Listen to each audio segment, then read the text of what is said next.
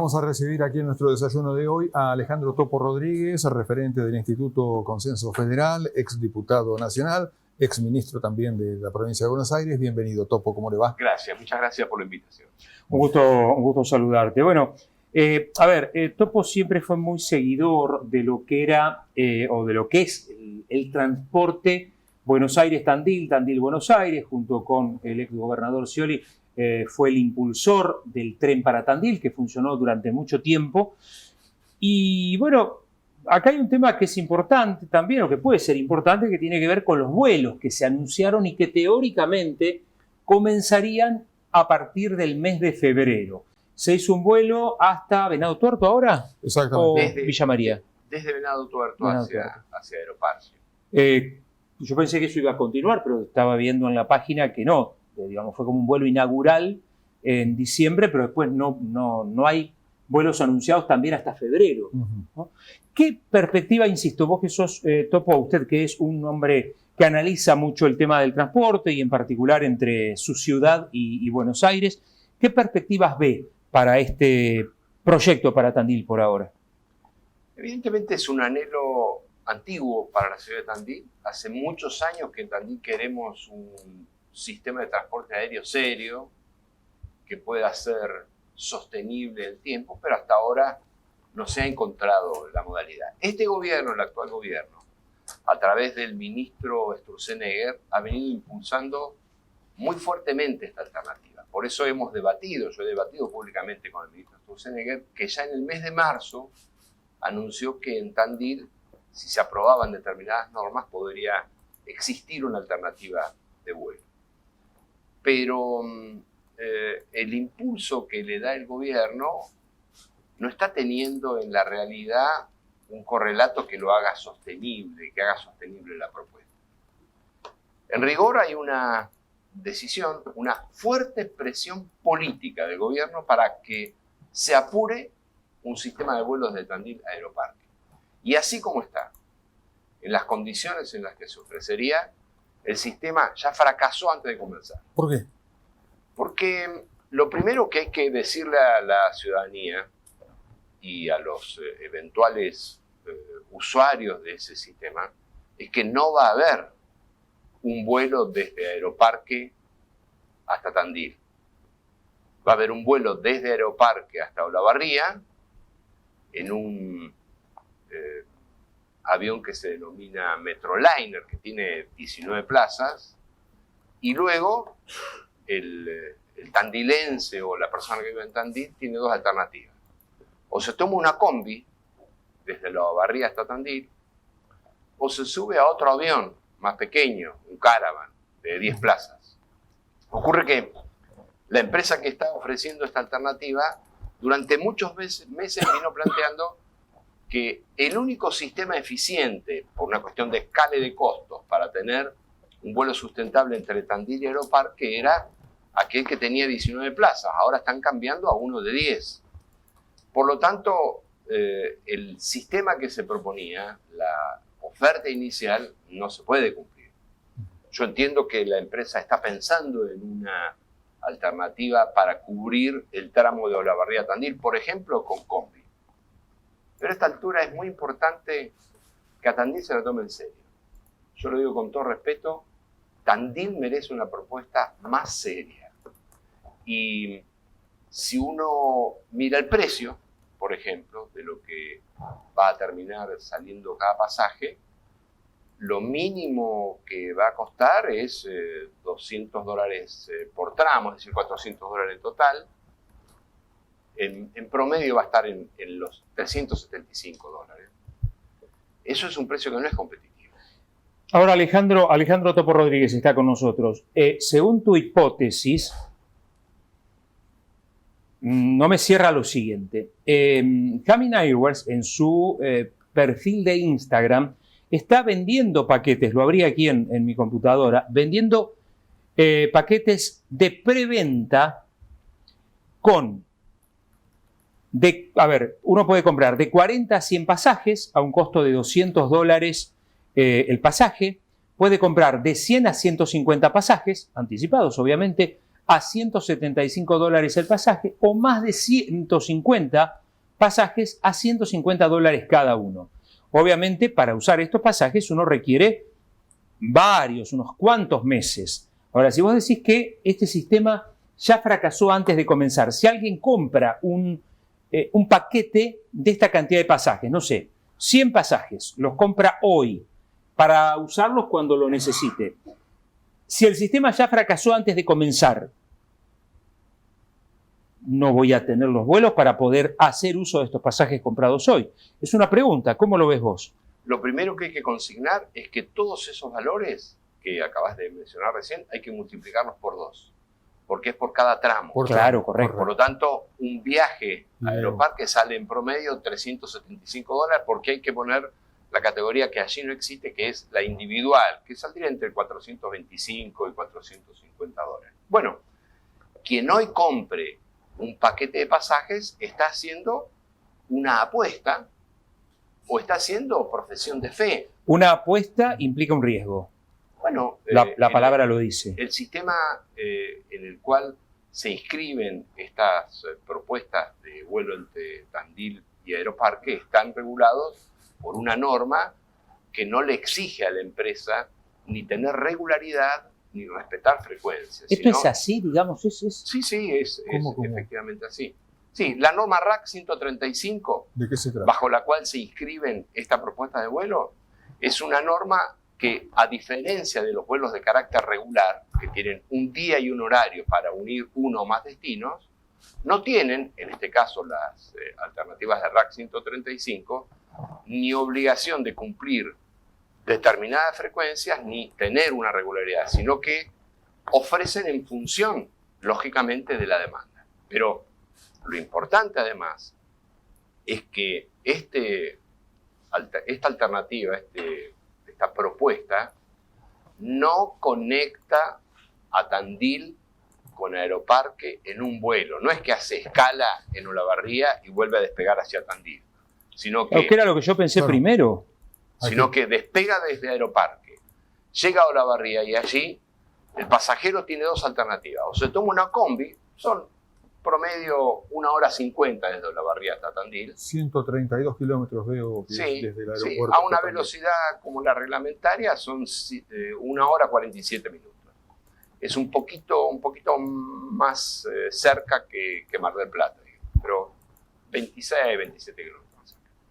O la otra es que se tome un avión de 10 plazas. Pero desde hace muchos meses, lo han dicho aquí con toda claridad en el multimedio del Eco de Tandil, los impulsores de esta propuesta señalan que solo es eficiente unir Tandil con Buenos Aires con aviones de 19 plazas, que todos los intentos de años anteriores fracasaban porque la escala no les daba, porque tenían 8, 9, 10 plazas. Sí, hubo alguna que creo que era de 10 plazas que tampoco funcionó, me parece. Bien. Ahora, en el fondo del asunto, el problema medular es que el gobierno está ejerciendo una fuerte presión política sobre la empresa para que empiece ya con los vuelos de Tandil a Buenos Aires. Por eso, ustedes vieron que se anunció para un determinado momento del año. Después, por razones políticas, el ministro Sturzenegger lo anunció para noviembre. Después, desde la empresa dijeron que empezaban en enero y ahora están planteando que comienzan en febrero.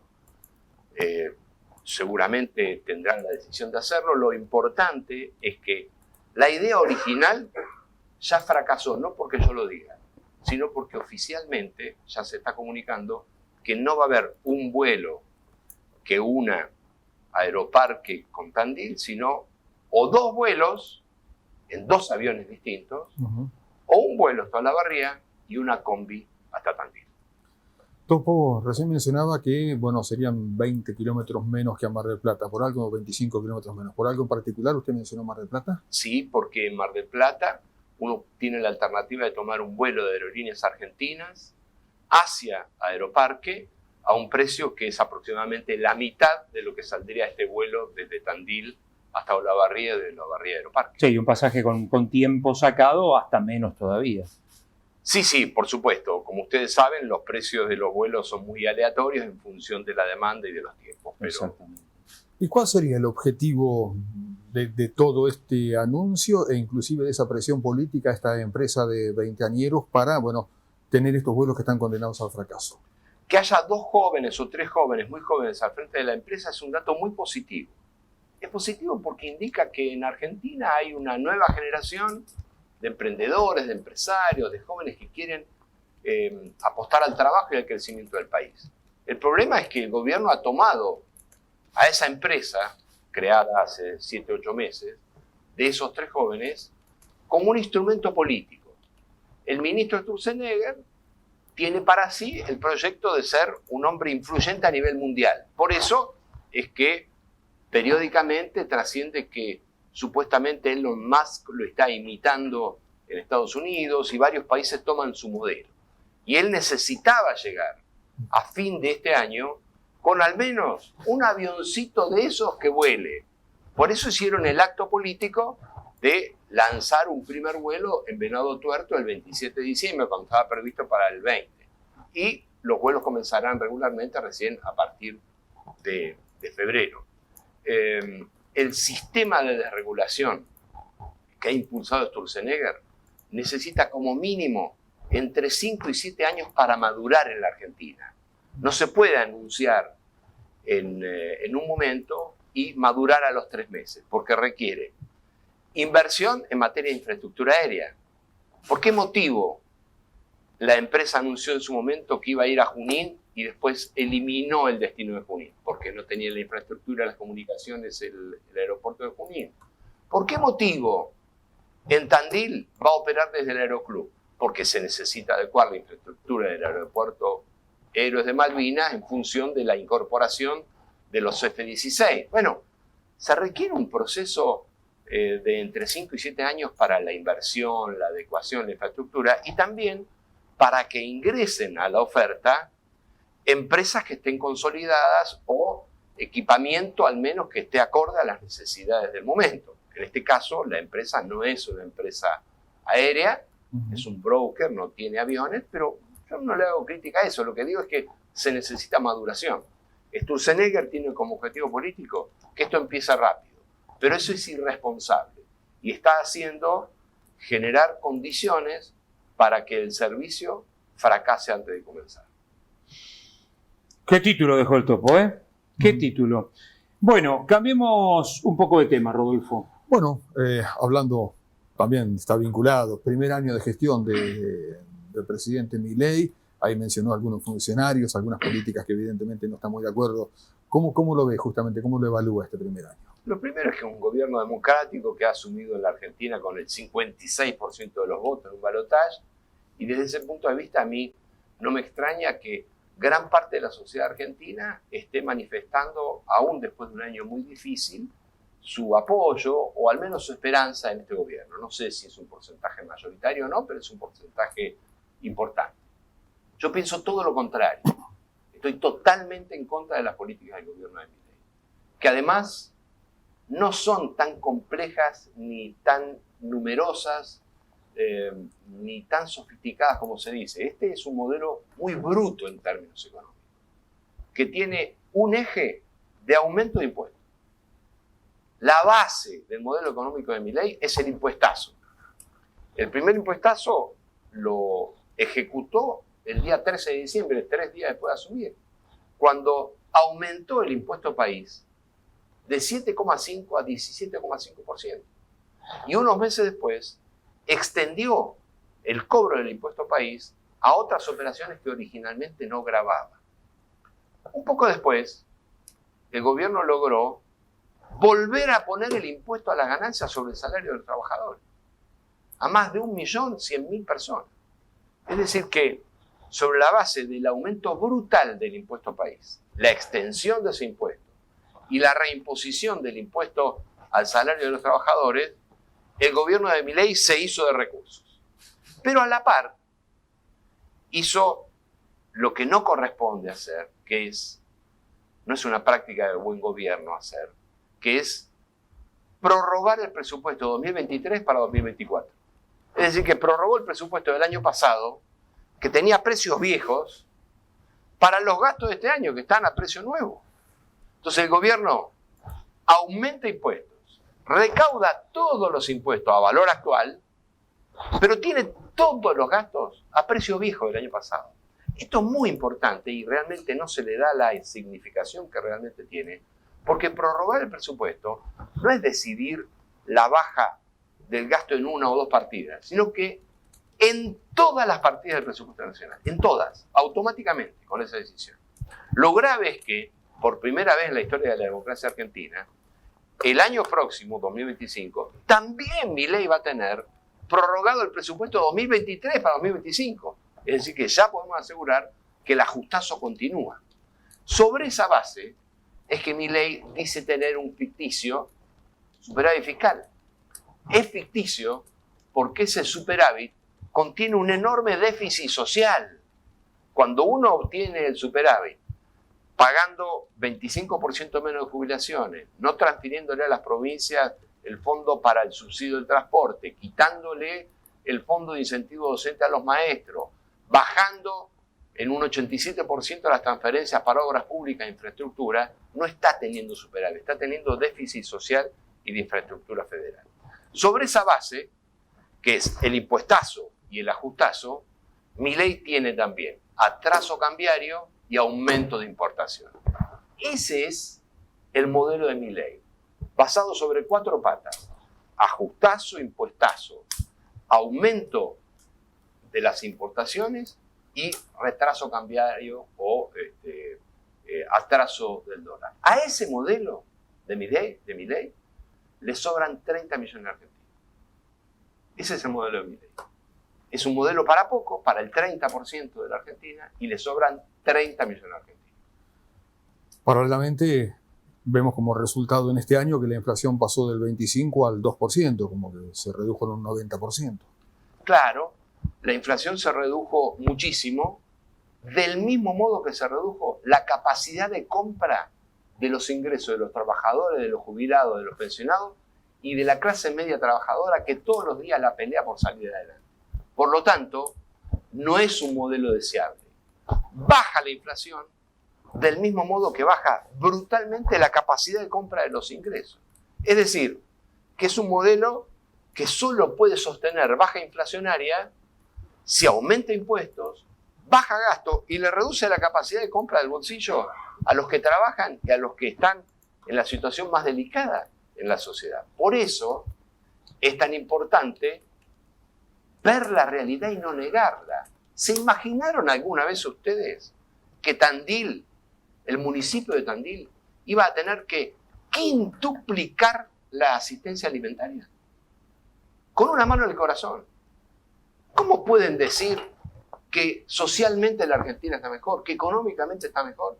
Si en Tandil, una de las mejores ciudades de la Argentina, por cómo ha podido siempre equilibrar su confrontación contra la crisis económica, se quintuplicó la asistencia alimentaria. No hay lugar de la Argentina, no hay iglesia de la Argentina, de cualquier credo, que no haya triplicado o cuadruplicado la asistencia alimentaria. Pero ahora llegan a pedir alimentos, llegan a pedir comida, aquellos trabajadores registrados, la clase media trabajadora, ya no solo los más humildes. Entonces, aquí hay que respetar, como corresponde, a un gobierno legítimo y democrático. Pero los que tenemos una convicción basada en la realidad, no en ideología, tenemos que decir lo que pensamos, porque este modelo, así como está, no es sustentable y a este modelo le sobran 30 millones de argentinos.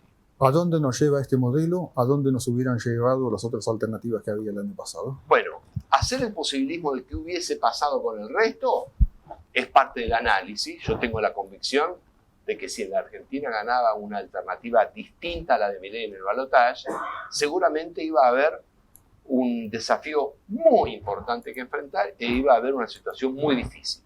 Lo que tengo bien claro es que la variable de ajuste principal de la economía no iba a ser ni el consumo popular, ni los jubilados, ni los trabajadores, pero especialmente, y esta es una de las bases del modelo de Milei, no se iba a elegir un modelo que privilegie la importación por sobre la industria nacional.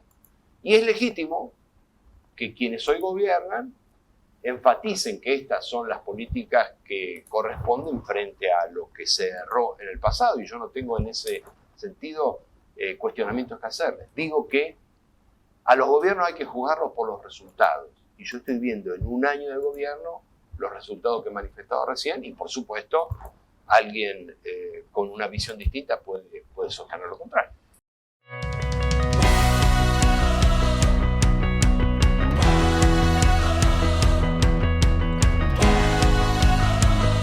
Continuamos nuestro desayuno de hoy con Alejandro Topo Rodríguez y bueno, vamos a hablar un poquitito del sector agropecuario, un sector que viene atravesando un momento medio complicado en líneas generales, con algunas empresas por un lado que han entrado en por lo menos incumplimiento de algunos pagarés importantes y por otra parte, bueno, precios caídos como por ejemplo lo que está ocurriendo con la soja. ¿Cómo mira todo esto usted? Bueno, lo miro como una falta de previsión total del gobierno nacional. Aquí el sector del campo ha apoyado y me parece que apoya ideológicamente con mucha fuerza al modelo de Milei, obviamente salvo excepciones, pero el gobierno de Milei no ha tomado ninguna decisión para adelantarse a lo que hoy empieza a emerger como el iceberg de una gran crisis que puede tener consecuencias mucho más profundas para la producción agropecuaria de la Argentina. De hecho, este gobierno comenzó exactamente al revés de lo que el campo esperaba, porque en el mes de enero este gobierno envió con una de las propuestas de la ley base un artículo para aumentar retenciones. El gobierno de Milei propuso aumentar retenciones al trigo y al maíz del 12 al 15%, a la carne vacuna del 9 al 15%. Y a los derivados de la soja del 31 al 33%. No es una conversación o una idea, no. Lo envió en un proyecto de ley. El Congreso lo frenó. Pero la voracidad fiscal e impositiva de este gobierno se ha visto en todos los planos, también en el plano del sector agropecuario. Hoy se llega a la situación que se llega, y me voy a concentrar básicamente en la cuestión de la soja, no porque sea lo único, sino porque en términos de capacidad exportadora es lo más importante en cuanto a cómo impacta en los ingresos de divisas. Hoy la soja tiene bajo precio a nivel internacional. Vos me corregirás, pero debe haber tocado los 260, 270 dólares, es decir, una caída muy pronunciada si uno lo compara con un año atrás que estaba aproximadamente 100 dólares más. Pero esos precios bajos no son pasajeros, no son de coyuntura. Van a persistir precios bajos porque hay una sobreoferta de la producción de soja. Argentina, por suerte, que es uno de los tres grandes protagonistas mundiales del mercado de la soja, junto con Estados Unidos y Brasil, produce más porque venimos de una sequía que nos llegó casi al piso en los últimos 25 años. Estados Unidos tiene la mayor campaña de soja, la segunda mayor campaña de soja de su historia. Y Brasil, realmente el gran motor de la soja a nivel mundial, espera tener alrededor de 170 millones de toneladas, que es aproximadamente el 40% de la producción mundial. A nivel global, se preveía que iba a haber entre 390 y 395 millones de toneladas de soja. No, va a haber entre 435 y 440 millones de toneladas. La mitad de ese crecimiento esperado lo explica Brasil. Brasil es hoy el gran protagonista del mercado de la soja a nivel mundial, dejando atrás a Argentina y a Estados Unidos. Pero hay algo que no se plantea mucho y que es estratégico, que es que durante este último año, China, que es quien compra realmente la mayor cantidad de soja en el mundo, se sobreestoqueó de la soja de Estados Unidos. Durante la presidencia de Biden, que termina ahora en enero, China aceleró y aumentó las compras de Estados Unidos, previendo de que si ganaba Trump se venía la denominada guerra económica, donde Trump le pone más costos al comercio con China. Entonces China se sobreestoqueó de soja. Entonces tenemos una China sobreestoqueada, Estados Unidos produciendo más, Brasil produciendo más, Argentina produciendo más.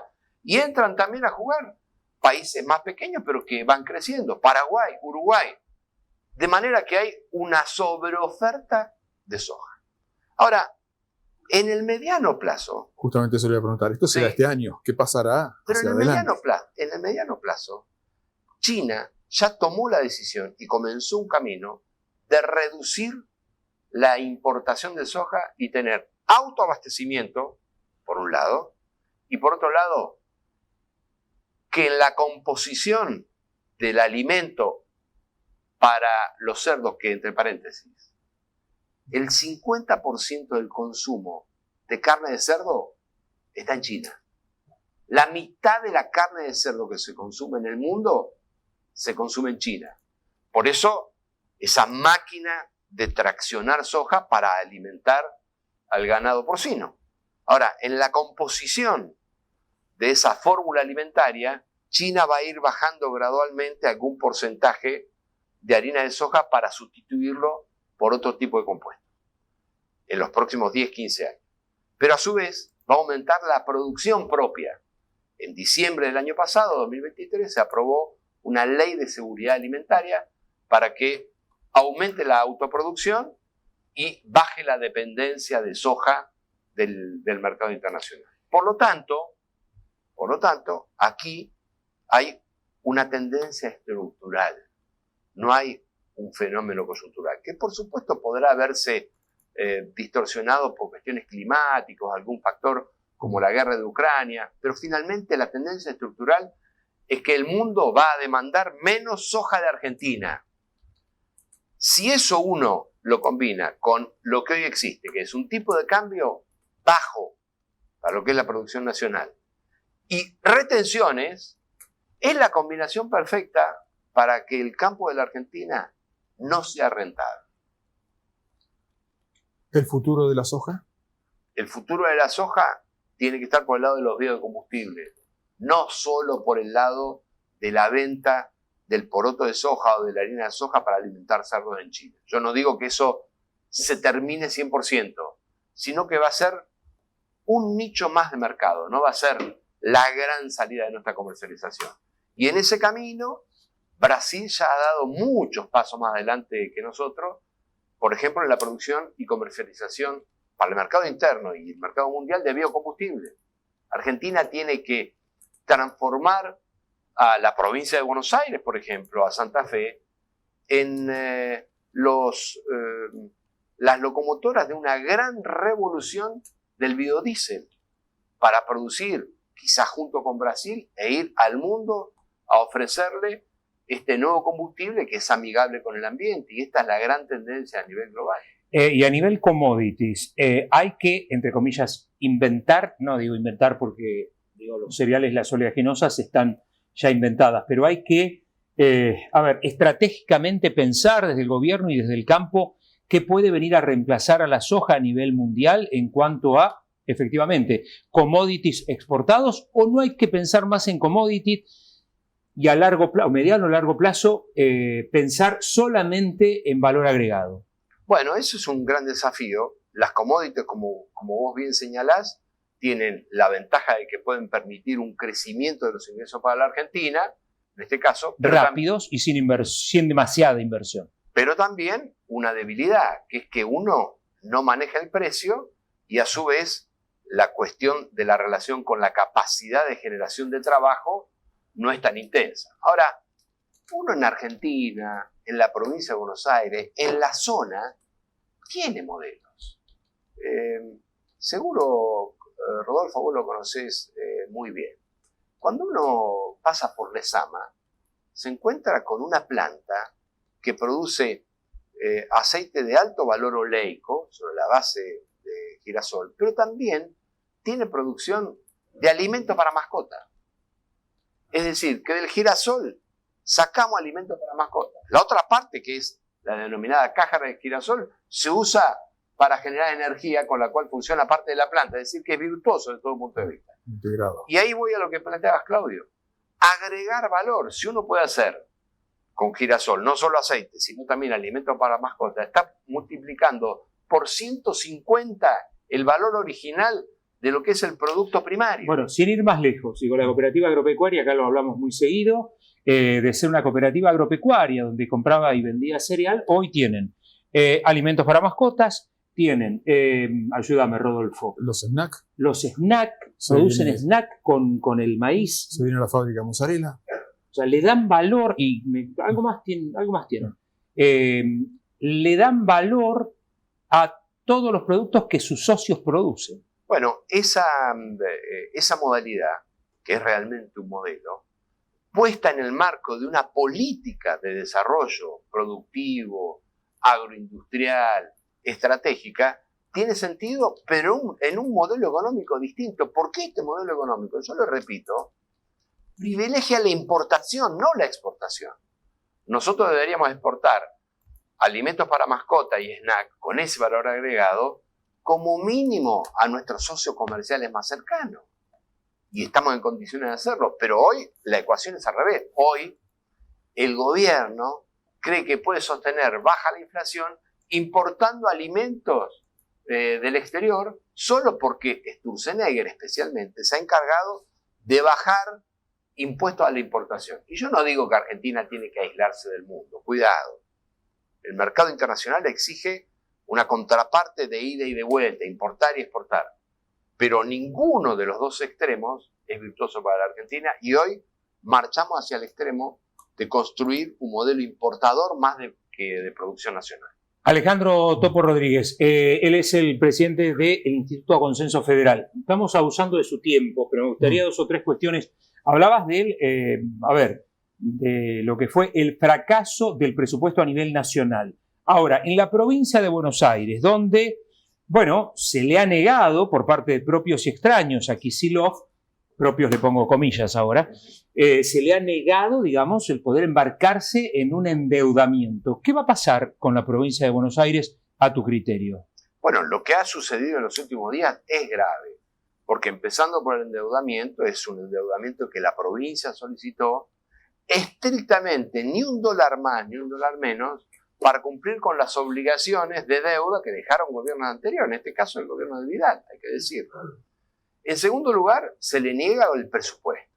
Y el presupuesto es la herramienta con la cual todo gobierno, especialmente en la provincia más grande de la Argentina, como la provincia de Buenos Aires, puede planificar sus políticas y garantizar los recursos. Y asociado a esos recursos que hay que invertir, a esos gastos que hay que afrontar, tiene que haber, como estaba previsto, un esquema impositivo tributario que al menos actualice su tributo a la par de lo que ha sido la evolución de la pauta inflacionaria.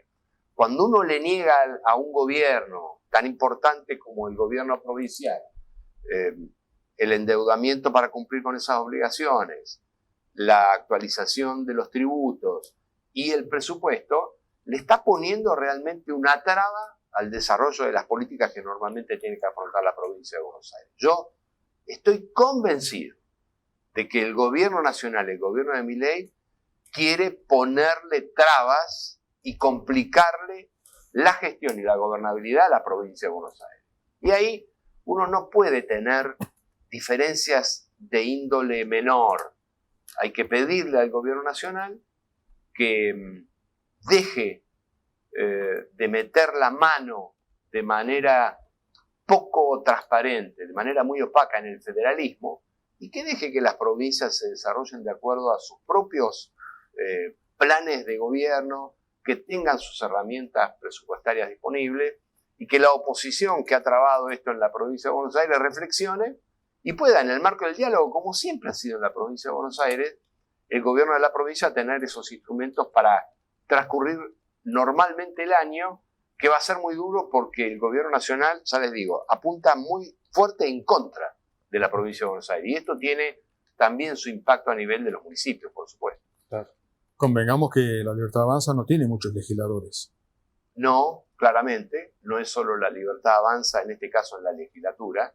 De hecho, no es el protagonista de la traba, sino que digo que las políticas del gobierno nacional van en contra de la provincia de Buenos Aires. Y en la legislatura de la provincia de Buenos Aires, los sectores más ligados al macrismo, a Patricia Bullrich, deberían reflexionar acerca de la necesidad de discutir en profundidad, porque además esos legisladores tienen el derecho a hacer sus planteos, pero llegar a un punto de acuerdo porque no son intereses de un sector político, es el presupuesto de la provincia de Buenos Aires. ¿Y los propios legisladores, supuestamente de su espacio político, que también se lo negaron? Bueno, en la última discusión hubo un acuerdo de parte de todo el oficialismo, pero en todo caso es un tema que seguramente ellos tendrán que pulir y acordar. Hoy el foco está puesto en la oposición más dura, pero sí, Argentina necesita, y la provincia de Buenos Aires necesita, mucho menos internismo. Fíjese, el internismo que hay en La Libertad Avanza. Se pelea la hermana del presidente con el encargado de la comunicación, se pelean un ministro contra otro ministro. La verdad que de internismo estamos saturados. Argentina necesita otro tipo de cultura política. Año electoral, el que estamos arrancando en poquito tiempo nada más. Bueno, ¿dónde lo vamos a encontrar a Topo Rodríguez? ¿Dónde va a estar Consenso Federal? Bueno, nosotros estamos trabajando en nuestro Instituto Consenso Federal en capacitación y formación en materia de políticas públicas, también haciendo un seguimiento diario, profesional, de las políticas del Gobierno Nacional, y ya a fin de año hemos tenido por parte del Juzgado Electoral o del Juzgado Federal con competencia electoral número 1 de La Plata, la ratificación del esquema de autoridades y documentos fundacionales de nuestro partido, Consenso Federal, en la provincia de Buenos Aires, y estamos en la segunda fase de nuestra campaña de afiliación con la intención de participar de la competencia electoral ya con nuestro propio partido, Consenso Federal. En ese marco, nosotros creemos que hay que darle a la provincia de Buenos Aires y también a la Argentina una alternativa. Y esa alternativa tiene que defender la producción nacional de trabajo de los argentinos, un tipo de cambio competitivo que favorezca esa producción y el trabajo de los argentinos. Tiene que haber respeto por la institucionalidad republicana, así como se la pedimos y se la exigimos 1001 vez al kirchnerismo. También le decimos a Milei que no queremos una Argentina que marche hacia la autocracia. No se puede gobernar en contra del Congreso vetando aumentos del presupuesto de las universidades o una recomposición razonable a los jubilados. Eso no es democrático. No es democrático prorrogar el presupuesto 2 veces en 2 años consecutivos. Y también se necesitan abordar los nuevos temas. El desafío que significa para el mundo de la producción y de la educación y del conocimiento el desarrollo de la inteligencia artificial.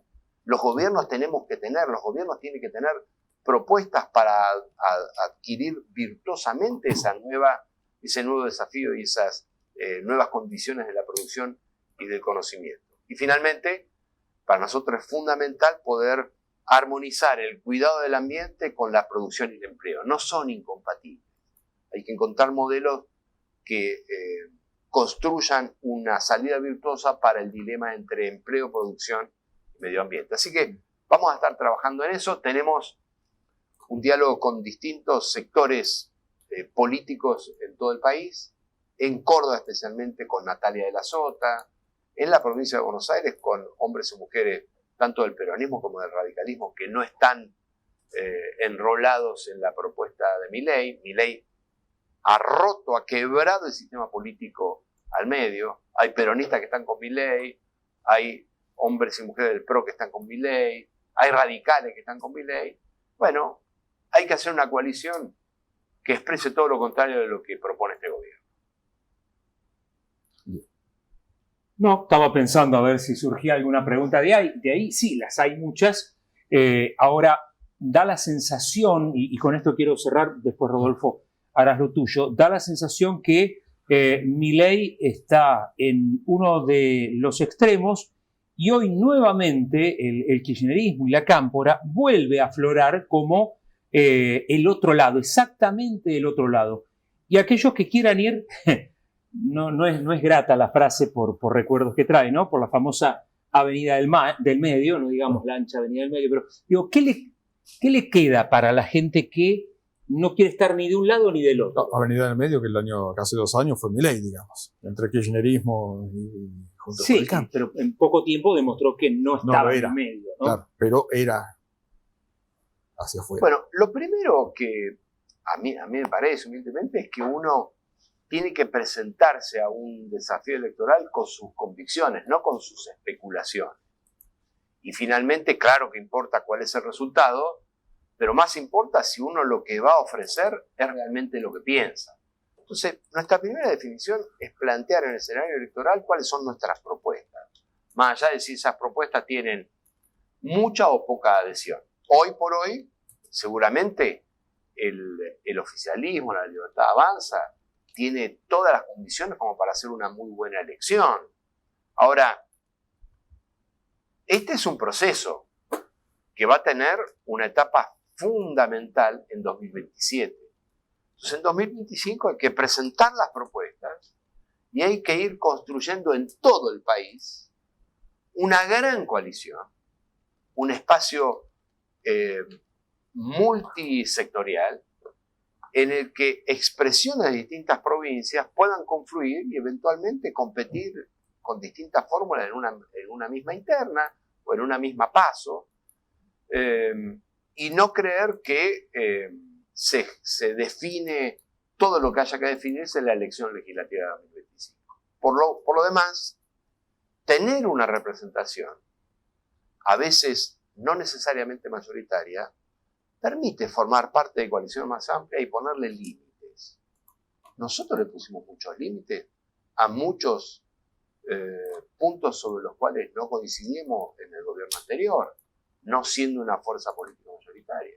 Pudimos trabajar para lograr muchas cosas para la provincia de Buenos Aires, sin ser una fuerza política mayoritaria. Eso hay que verlo en 2027. Yo dije la última, cortito. ¿Cómo está Roberto Labaña hoy? Muy bien. Un hombre que tuvo, bueno, Claro. un peso muy importante en el país en últimos años. Muy bien de salud, tanto física como mental, estudiando todos los temas, muy metido en los detalles de la política internacional y especialmente interesado por las cuestiones energéticas, por lo que significa la energía en la agenda pública de la Argentina y del mundo para los próximos años. Es un gran desafío, así que es un hombre que puede seguirle aportando mucho a la Argentina todavía. Topo no lo va a decir, pero digamos, Alejandro Topo Rodríguez es la mano derecha de Roberto Roberto Labaña. Un saludo para Roberto Guadaña. Ese es otro. Bueno, no. ¿A qué viniste, Carrillo? Vino a reírse de mí. No, pero me salió un saludo a Roberto Guadaña. Aprovechemos, pero en serio, digamos, es la mano derecha De Roberto de Labaña, Alejandro Topo Rodríguez. Él no lo va a decir, pero bueno. Ahí lo veo a Nico Carrillo, aprovecho para destacar el trabajo que está haciendo, ¿no? Porque un hombre joven que ha evolucionado con un trabajo desde lo productivo y desde lo social muchísimo en los últimos años y se ocupa también de informar y de analizar. Yo recibo permanentemente sus informes. No es común que en la política haya alguien que trabaja mucho, que lo hace profesionalmente, con compromiso político y social. No soy de su mismo espacio político, pero lo respeto muchísimo.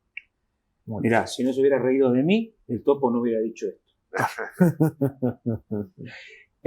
Infinitas gracias, Alejandro. No, al contrario, te hemos tomado mucho más tiempo. Yo dije 9:15, estás afuera. Se pasaron 20 minutos. No, al contrario. Eso Muchísimas gracias. Gracias. Un placer. Gracias a Buen ustedes. año.